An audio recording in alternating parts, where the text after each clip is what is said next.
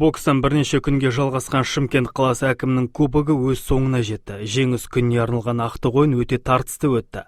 Бұл турнирге бірнеше мемлекеттен былғары қолғап шеберлері де қатысқан болатын. Халықаралық турнирдің бірінші финалы 49 келі салмақта. Шымкенттік Сәкен Бейбосынов пен тәжікстандық Фазен Рахматшоев арасында өтті. Жиналған жанкүйерлер жерлесімізге көп сенім артқан болатын. Бірінші раундта қос боксшы айқын соққылармен ұпай жинай бастады.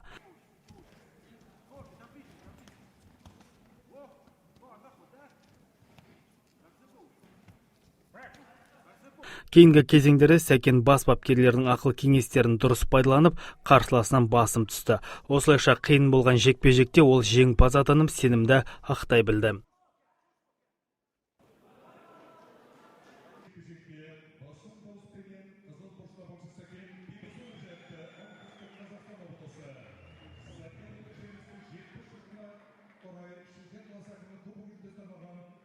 Полуфинал жақсы ойын болды, сонымен жаттықтырушым айтты, финалға дұрыстап дайындалу керек. Қарсыласым осал емес, Тәжікстан первый номері. Қиын болды, жалпы ойдағын істей алдық. Бір кішкене ошибкалар болды, қателіктері жұмыс істейміз осы жарыстан. Әр раундта жаттықтырушы айтып отырады, келдім, жаттықтырушым тыңдадым. Бірінші раунд нормально деді, 1-2 очко ұтып жатсың деді, істеу керек деді. Сонымен екінші раунд нормально, үшінші раунд кішкене қиындау болды. Соперник тәжіктерден біреу-ақ шыққан, ол да барын салды. Кейін 52 келі салмақта Алматыдан келген қос боксшы Алмас Нұрғали мен Мирас Ертановтар шаршы алаңға көтерілді. Аталған спортшылардың да бәсекесі өте тартысты өтті. Әсіресе Алмастың бірнеше соққылары қарсыласына дәл тиді. Үшінші раунды жоғары деңгейде өткізген ол жеңімпаз деп табылды.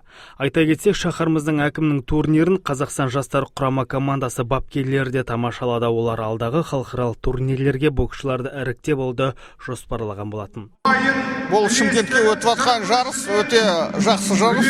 Өйткені мұнда Қазақстан құрама команданың боксшылары да қатысып жатыр. Жаңа өзіңіз көрдіңіз, 49 килограмм Сәкен Бейбосынов, Қазақстан чемпионы, осы өзінің атағына ие болып, осы жарыстың чемпионы атына ие болды.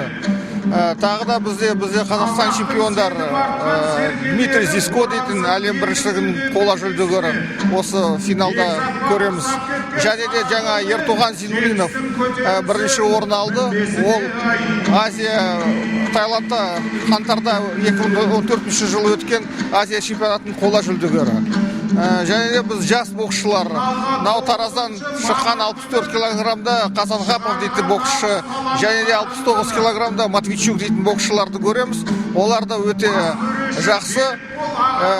Біз осы жарысты тағы да біраз жас балаларды командаға іріктеп, оларды алдымыздағы басқа жастарға көреміз. Алдымызда тағы да үлкен жарыстар бар. Осы Сербия халықаралық турнир бар, Сербияда өтетін, және де Германияда өтетін халықаралық жарыстарда. Осы жеңімпаз болған боксшыларды сол жарыстарға апарамыз. 56 келі салмақта Шымкент қаласының кезекті боксшысы Бейбарыс Жүсіпбек Алматы облысынан келген Ертоған Зинулаевпен кездесіп жеңіліп қалған болатын. Турнир жеңімпаздарына арналған сыйлықты соғыс ардагерлері табыстады. Қорыта айтсақ, 6 рет өткізілген осы турнир жоғары деңгейде өтті. Ұйымдастырушылар келесі жылы жарысты бұдан да кең көлемде өткізетінін жасырмады.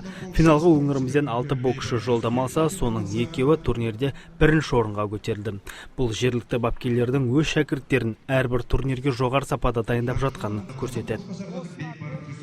Футболдан Қазақстан жастары құрама командасы Шымкентте 4 күн бойы оқу жаттығуларын өткізді. Бас бапкер Саулюс Шермялис футболшылардың дайындығын тексерді. 12 мамыр күні Биік спорт кешенінде Ордабасы клубына қарсы жолдастық кездесуін өткізді. Ойын өте қызықты өтті. Бәсекенің 17 минутында жастар құрама командасының футболшылары жылдам ұйымдастырылған шабуылды сәтті аяқтап есепті ашты. Бұл жерде Абат Айымбетов мүмкіндікті дұрыс пайдаланды. Араға 2 минут салып Саулюс Шермялистің шәкірттері Самат Отарбаевтың қақпасын 2 рет нысана қалды. Осы кезде Дидар Жалмұқан өзінің айқын соққысымен көзге түсті.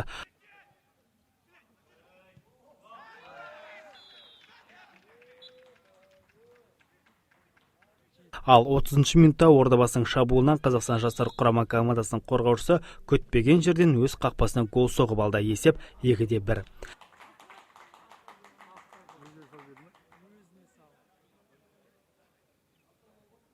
Бірінші бөлімдегі соңғы голда Абат Айымбетов өз атына жазып қойды. Нәтижесінде командалар 3-1 есебімен үзіліске шықты. Үзілістен соң ордабасы құрамындағы қос легионер Александр Генрих пен Иван Божич алаңға шықты. Жас футболшылардың жеңіске деген сенімдері жоғары болды. Ақтөбе командасының шабуылшысы Абат Айымбетов кездесуде 3 гол соғып, хет-трикке қол жеткізді. Осылайша ойын 5-2 есебімен Қазақстан құрама командасының жеңісімен аяқталды. Жолдастық кездесуінде шәкірттерім жақсы ойын көрсетіп, біз жеңіске жеттік. Осы ойында футболшыларды сынап көрдім, олар сенімді ақтады. Осымен Шымкенттегі дайындықтарымыз аяқталды. Құрамда Сариевті ойната алмадым. Жуков ұлттық құрама командада болған үшін шақыра алмадым.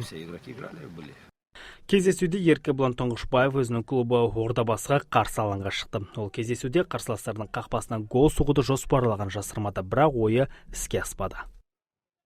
Ойын жақсы өтті енді. Әрине енді Ордабасы ойын әрқашанда қиын болады. Енді ойын біз үшін сәтті аяқталды деп ойлаймын. Негізі енді өз командама соқсам екен деп шыққан едім, бірақ болмады. Келесі жолы қалдырды.